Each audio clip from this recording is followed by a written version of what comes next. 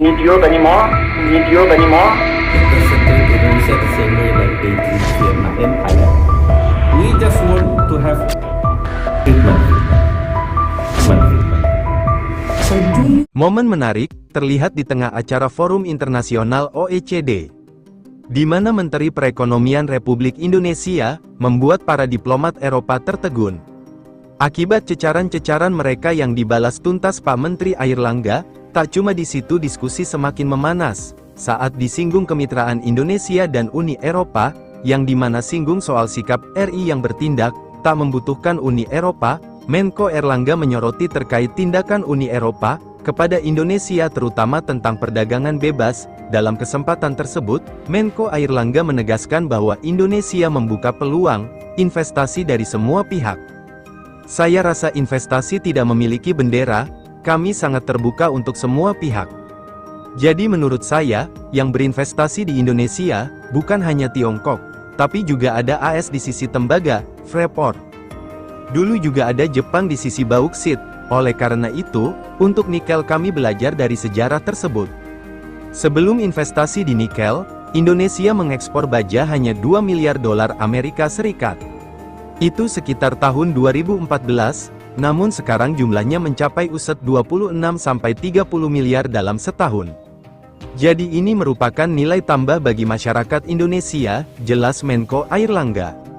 Menko Airlangga menambahkan bahwa di masa depan nikel Indonesia juga akan berbasis energi hijau melalui pabrik peleburan yang dioperasikan dengan tenaga air, pembangkit listrik tenaga gas, atau bahkan pembangkit listrik tenaga surya. Tentunya akan dilakukan transisi energi di Indonesia, namun di sisi lain, Indonesia harus tetap kompetitif dengan produk yang dihasilkan, sehingga biaya menjadi hal yang krusial. Meski begitu, Green Nickel dan pertambangan berkelanjutan akan terus berproses secara bertahap. Menko Airlangga tidak menganggap pembatasan perdagangan menjadi rintangan dalam negosiasi perdagangan bebas dengan Uni Eropa. Menurut Menko Airlangga, Indonesia berhak mengelola hasil alamnya sendiri. Pemberlakukan larangan ekspor bahan mentah yang belum diolah tentunya bertujuan agar Indonesia memiliki daya saing global. Dengan begitu, Indonesia dapat membawa nilai tambah ke dalam negeri, yang membawa keuntungan bagi rakyat Indonesia. Oleh karena itu, terkait negosiasi dengan Uni Eropa, Menko Airlangga mengungkapkan bahwa Indonesia ingin diperlakukan secara adil. Hal ini melihat bagaimana Eropa memperlakukan Indonesia secara berbeda. Misalnya dengan Vietnam dan Thailand, negosiasi IEU cepat tak kunjung usai dalam 7 tahun terakhir.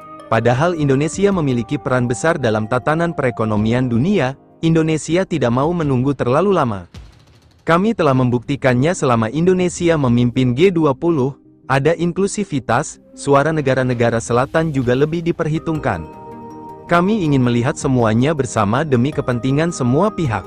Dapat kita lihat, meski dunia ini besar di satu sisi, namun dunia ini juga menjadi semakin kecil di sisi lain. Hal yang terjadi jauh di Ukraina, tetap memberikan dampak terhadap orang-orang di Indonesia. Optimisme Menko Airlangga terhadap cita-cita Indonesia, menjadi negara maju juga disebutkan, dalam wawancara tersebut.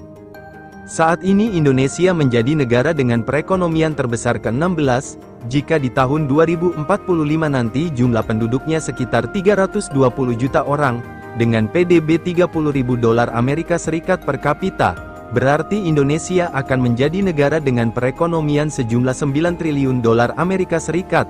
Disinilah tugas pemerintah Indonesia untuk menciptakan banyak lapangan kerja baru agar dapat mewujudkan cita-cita bangsa tersebut. Saat ini Jerman memiliki ekonomi sekitar 4 triliun dolar Amerika Serikat. Jadi Anda bisa membandingkan seberapa besar Indonesia di 2045 nanti. Namun tentunya banyak pekerjaan rumah yang harus diselesaikan, di mana Menteri Perekonomian Republik Indonesia membuat para diplomat Eropa tertegun. Akibat cecaran-cecaran mereka yang dibalas tuntas Pak Menteri Airlangga, tak cuma di situ diskusi semakin memanas, saat disinggung kemitraan Indonesia dan Uni Eropa, yang dimana singgung soal sikap RI yang bertindak, tak membutuhkan Uni Eropa. Menko Airlangga menyoroti terkait tindakan Uni Eropa kepada Indonesia terutama tentang perdagangan bebas. Dalam kesempatan tersebut, Menko Airlangga menegaskan bahwa Indonesia membuka peluang investasi dari semua pihak. Saya rasa investasi tidak memiliki bendera, kami sangat terbuka untuk semua pihak. Jadi menurut saya, yang berinvestasi di Indonesia, bukan hanya Tiongkok, tapi juga ada AS di sisi tembaga, Freeport. Dulu juga ada Jepang di sisi bauksit, oleh karena itu, untuk nikel kami belajar dari sejarah tersebut. Sebelum investasi di nikel, Indonesia mengekspor baja hanya 2 miliar dolar Amerika Serikat. Itu sekitar tahun 2014, namun sekarang jumlahnya mencapai uset 26-30 miliar dalam setahun. Jadi ini merupakan nilai tambah bagi masyarakat Indonesia, jelas Menko Airlangga. Menko Airlangga menambahkan bahwa di masa depan nikel Indonesia, juga akan berbasis energi hijau melalui pabrik peleburan yang dioperasikan dengan tenaga air, pembangkit listrik tenaga gas, atau bahkan pembangkit listrik tenaga surya. Tentunya akan dilakukan transisi energi di Indonesia, namun di sisi lain, Indonesia harus tetap kompetitif dengan produk yang dihasilkan, sehingga biaya menjadi hal yang krusial. Meski begitu, green nickel dan pertambangan, berkelanjutan akan terus berproses secara bertahap. Menko Airlangga tidak menganggap pembatasan perdagangan, menjadi rintangan dalam negosiasi perdagangan bebas dengan Uni Eropa. Menurut Menko Airlangga, Indonesia berhak mengelola hasil alamnya sendiri. Pemberlakukan larangan ekspor bahan mentah, yang belum diolah tentunya bertujuan agar Indonesia memiliki daya saing global. Dengan begitu, Indonesia dapat membawa nilai tambah ke dalam negeri, yang membawa keuntungan bagi rakyat Indonesia. Oleh karena itu, terkait negosiasi dengan Uni Eropa, Menko Airlangga mengungkapkan bahwa Indonesia ingin diperlakukan secara adil.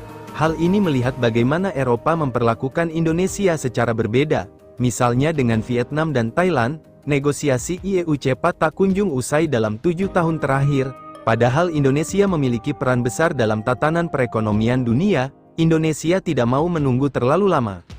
Kami telah membuktikannya selama Indonesia memimpin G20, ada inklusivitas, suara negara-negara selatan juga lebih diperhitungkan. Kami ingin melihat semuanya bersama demi kepentingan semua pihak.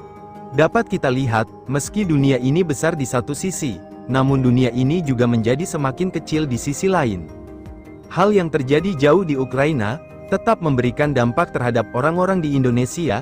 Optimisme Menko Airlangga terhadap cita-cita Indonesia, menjadi negara maju juga disebutkan, dalam wawancara tersebut.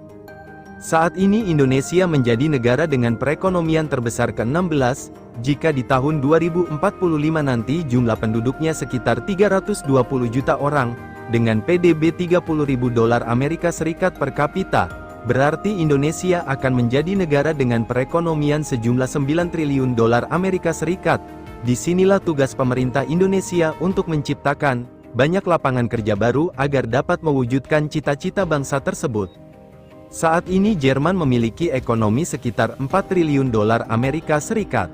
Jadi Anda bisa membandingkan seberapa besar Indonesia di 2045 nanti. Namun tentunya banyak pekerjaan rumah yang harus diselesaikan.